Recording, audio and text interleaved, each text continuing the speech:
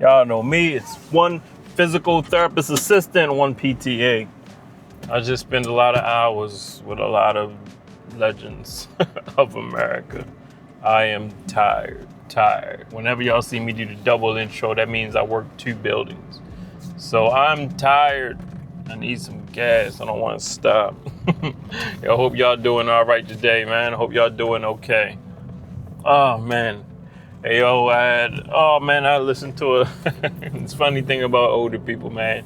They be thinking that they whispering, but you can hear them. I had a lady today, man. She told me that she liked my style. A patient told me that she liked my style. I like your style. She wasn't hating on the other therapist. She said, I'm like a breath of fresh air. I said, okay, well, that's cool. Y'all know me. I work PRN, so I haven't worked with her in a while. So she asked me when the next time I'm coming back. I said, I don't know, ma'am. I don't roll like that. But it was cool. And the funny thing is that as I walked by, she was talking to another lady in the wheelchair. She was in the wheelchair talking to another lady. I could hear her talking to her about me. They think that they whispering, but they not whispering. She was like, I really like him. She was like, he's really good. No, I just walked away. If you could see, I'm walking away and they behind me and I can just hear her talking and I got a smile on my face. It made me feel good. She said, I really like him. I don't know when he's going to be back again. I was like, oh, in my mind, I'm like, oh, a little smile. But I swear they be thinking they be whispering. Hey, yo, I almost bust out in front of a lady. Well, I almost bust out laughing in a lady's face today on a serious topic. A serious topic. Lady had a fall, okay? And when somebody has a fall, I get them to describe the fall, all right? I want to know how'd you fall, what happened, let me know. And she told me how she fell, right? I couldn't help it. I couldn't help but laugh. I'm listening, a concerning look on my face. Oh, I'm sorry you felt like that. I'm dead serious right now. I'm dead serious. She was like, oh. I was like, oh, I'm sorry that, you ended up in that situation. You got to be safe. I don't want that to happen again. She was like, I know. I didn't get hurt real bad. But then she told me how she got up. She got up. Not a lot of them can get up. So shout out to her for getting up. But she told me she army crawled from us. You do not expect an older person to use the term army crawl. She said, I army crawled to the sofa, and then she hit me with the illustration. And mind you, I'm trying to be serious. This is a serious matter. I'm giving her my comfort because she had a fall and she's in a place like this. But she said, yeah, I had to army crawl to the sofa. When she hit me with the elbows, I just bust out laughing. But a good thing, she had a good sense of humor. Shout out to her. She had a good sense of humor because she started laughing too. I was like, you hit the army crawl. She said, yeah, if they're like under the barbed wires and they crawling through the mud. She said, that's what I did to get to the sofa. Oh, these falls be serious, y'all. Don't fall. Push up on your tiptoes, do some calf raises, do some heel raises. Stand on one leg, get your balance right so you're not out there falling. All right? She had me cracking up with the army crawl. She hit the maneuver on me. She was like, I was like this till I got to the sofa. I said, I'm sorry. But no, she started laughing too. She had a good sense of humor. Real good sense of humor. Oh, man. But all right, y'all, I got to pump some gas real quick. I will be right back.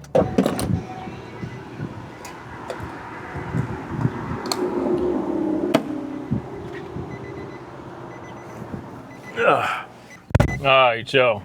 So, I'm going to talk to y'all about something which is a sensitive subject. All right? It's a sensitive subject, and that's religion. Very sensitive subject. They say you're never supposed to talk. What do they say? What's the saying? At work, you don't talk about politics and religion. You never talk about those things. Well, guess what? I'm about to talk about one of those things. However, I can talk about these things Because all it is a story told to me.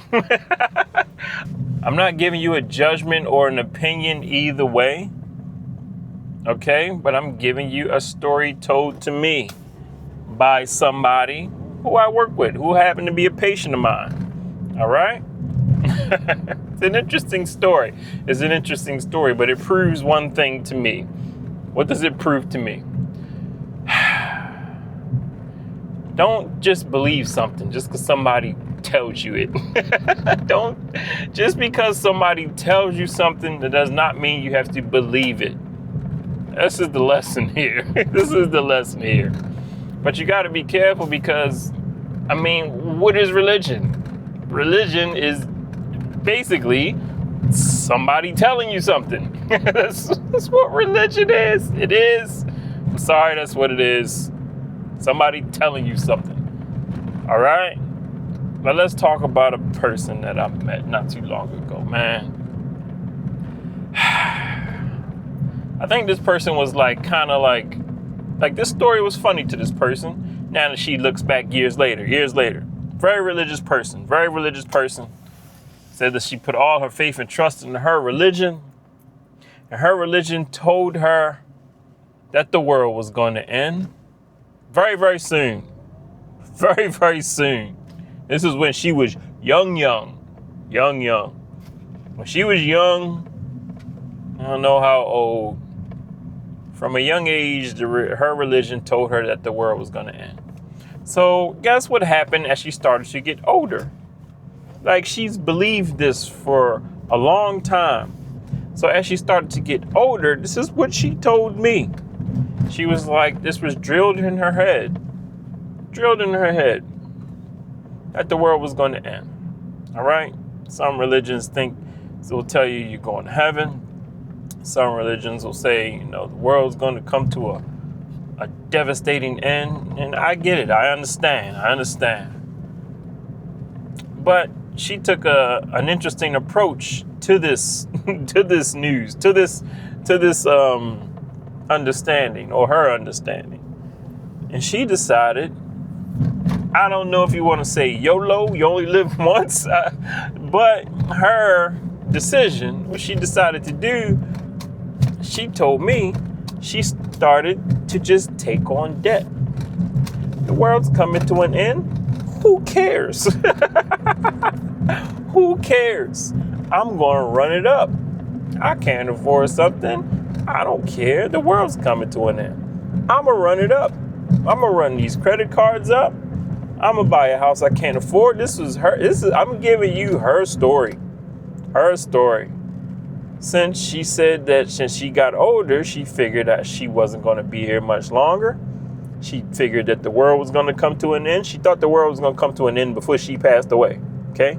She thought she was going to see that. So she said she started to run it up, take a bunch of debt. Credit card, she told me she got up to a astronomical number in credit card bills. Astronomical number. And she's still here, and the world hasn't ended. And so I asked her, how does she feel about this? Well, she says she looked back now and says that she doesn't think she should have did all that stuff. She shouldn't have took all that debt.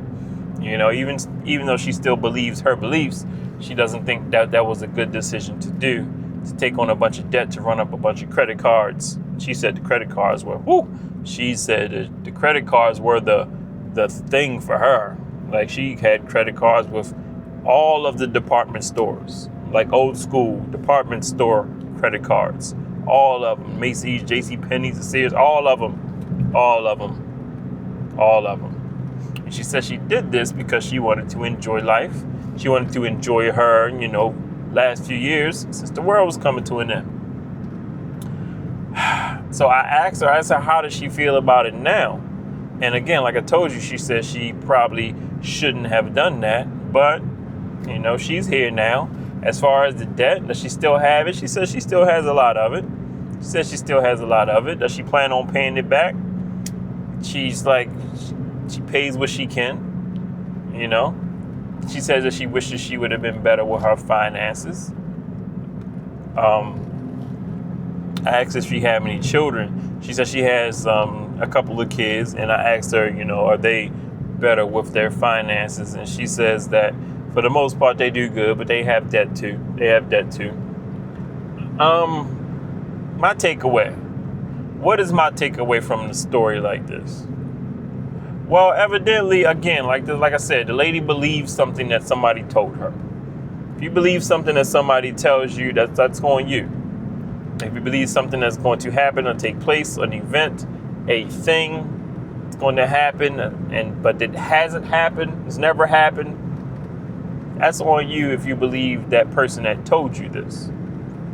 Now, I'm not even going to fault her religion, because I'm pretty sure the religion didn't promote the run it up, the run it up mentality. I don't know. The religions, for the most part, don't promote that. They don't promote the, run it up, go into a bunch of debt mentality. Going into debt it's even in the Bible, talking about the borrower being slave to the lender. So that was a personal choice. That was a personal choice.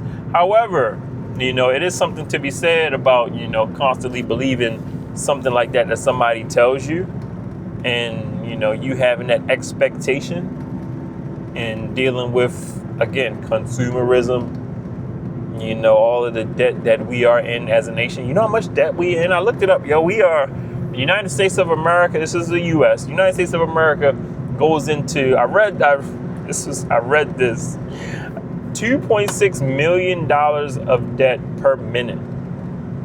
What the heck? $2.6 million of debt per minute. And when you read about the United States debt, the debt that the country in, the consumer debt is included in that.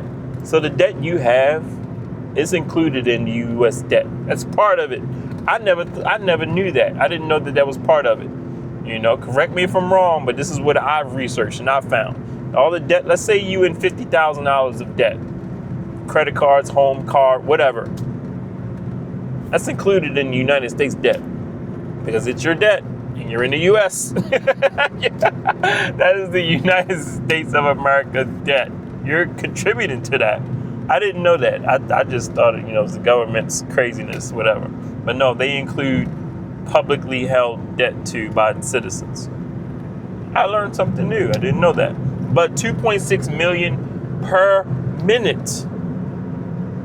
So when you live in a place that has that type of mindset, has that type of mentality, like it's the way of living in the country, you're probably going to adopt that mindset. You're probably going to adopt that mindset based on your surroundings, based on your culture, right? And this is what she adopted. She adopted this mindset based on her culture. But she did it with the intention that she wasn't going to have to deal with it later on. She wasn't going to have to deal with it later on because this world was going to end and then she was going to be straight. I don't know. No. It's interesting to think about. Let me tell you my take. Let me tell you my personal take. I believe in things I see. I believe in things I see happen. Why y'all always think I'm telling y'all about the investors that invest for a long period of time? Because I can see that. I can see the person who worked at Procter & Gamble for 30-something, 40-something years and how he's did with investing. I can see the end result of that. You feel what I'm saying? You're a multi-millionaire now with a beach house and, a boat and all of that. And you tell me that it comes from long-term investing. Yeah, I can believe that now because I've seen it. That goes for all the other people that I meet who work for these, blue chip companies and things like that who invest for a long period of time. I can see that. So I believe in that. So that makes me invest. However, the person who tells me, I'm going to run it up because the world's going to come to an end, I'm not going to have to deal with it, she hasn't seen that. She hasn't seen that. Let me tell you what I have seen. I've seen the end of life. I've seen people come meet the end of their life cycle. I've seen that for years and years and years, okay? I've been seeing that for decades. People actually meeting the end of their life cycle. So I believe that, okay? Because I see that on a regular basis. I never forget during the COVID during the COVID pandemic, the number of people that I personally knew was kind of like aunties and uncles and grandmoms and pop-pops, my patients, the number got up to 74 that I knew personally. So I've seen that in real life. So I know that happens. Okay. So I know getting older is a real thing. I know that's a real thing. That's real to me every single day because I hang out with them every single day. So that's real to me. So as far as like going in a bunch of debt, well, I mean, let's keep it real. Now, I am by no means telling you to go in a bunch of debt. Absolutely not. But what happens if you do go into a bunch of debt? Like my lady, she's doing all right. I mean, she's in a nursing home, but she ran it up with no consequence, no major consequence. Can it be done? Yeah. Some people say debt is good. Some people like being in debt. Me personally, I don't. I don't like the idea of owing somebody something. I really don't. But you look at the culture, look at the country, look how much debt we in. There's economists that feel like, being in a bunch of debt's not a big deal. So I can see how a person in that culture, in this society, will be comfortable taking on a whole bunch of debt. And what happens when she passes away? Debts are cleared. You feel me? Debts are cleared. I got a friend of mine who used to work for debt collection agency. And he said they would make those phone calls to family members. Yeah, you would try. He said he would try. He said he hated that job. He felt bad doing it. But he worked at one of those call centers that would call and try to collect the debts of a person who passed away. Try to collect those debts from their relatives and loved ones, their children. He said hardly anybody ever paid him. He said once in a while you would get somebody that would think they were responsible for those debts. I said, you are out of your mind. You let one of my people pass away with a bunch of debt. Let me get a phone call saying I owe something on their debt. You are crazy. You pass away, your debts are cleared as far as I'm concerned. So, I don't know, man. It was just interesting hearing this story from her because that's an interesting perspective. Religion told me, hey, when I was coming to an end, I'm going to enjoy it. Let me know your thoughts on a situation like that. Let me know how you feel about that. How you feel about debt. Think it's good. Some people think it's good. Think having a bunch of debt when you 70, 80, 90, think it's a big deal. I tell you one thing, if I I'm not going to, but if I am in a bunch of debt when I'm 90, man, you getting the minimum $10 a month payment. I'm automated out of my account. How much I owe? $200,000? $10 a month. Automated out of my account. Oh man, I'm just joking with y'all. I will not be in a bunch of debt. I don't like that. Oh man, but anyway, y'all, she gave me an interesting story, an interesting perspective when it comes to religion and that kind of thing, and finances. I love these stories, y'all. I love these stories. They hit me right here. They hit me in the heart. They make me think for real. Oh man. So anyway, y'all, I appreciate y'all for coming through. Hope y'all doing all right. I really do. As always, y'all know what to do. You know what to do, right? Help somebody. I helped a lot of people today outside of the therapy lines. Outside of the therapy lines. So I hope y'all do the same. I hope y'all help people whenever y'all get a chance. But in the meantime, y'all be safe. Be safe. Respect your elders. And I will holler at y'all in the next video.